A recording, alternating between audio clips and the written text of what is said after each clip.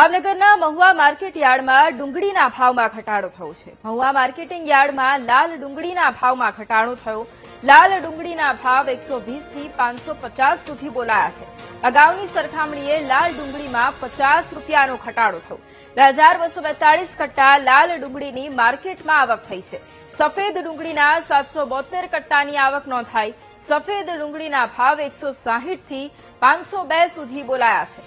સફેદ ડુંગળીના ભાવમાં પણ 22 રૂપિયાનો ઘટાડો થયો છે। તો ભાવનગરના મહુવા માર્કેટિંગ યાર્ડના દ્રશ્યો છે કે જ્યાં ડુંગળીના ભાવમાં ઘટાડો થયો છે। મહુવા માર્કેટિંગ યાર્ડમાં લાલ ડુંગળીના ભાવમાં ઘટાડો નોંધાયો છે। 120 થી 550 સુધીના ભાવ લાલ ડુંગળીના બોલાયા છે। જો કે અગાઉની સરખામણીએ લાલ ડુંગળીમાં 50 રૂપિયાનો ઘટાડો થયો છે।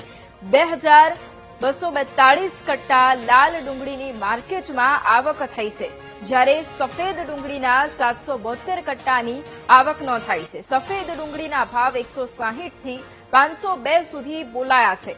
સફેદ ડુંગળીના ભાવમાં પણ 22 રૂપિયાનો ઘટાડો અત્યારે નોંધાઈ રહ્યો છે। તો એક તરફ જે ખેડૂતો છે તેમના માટે પણ હવે નિરાશાના વાદળો।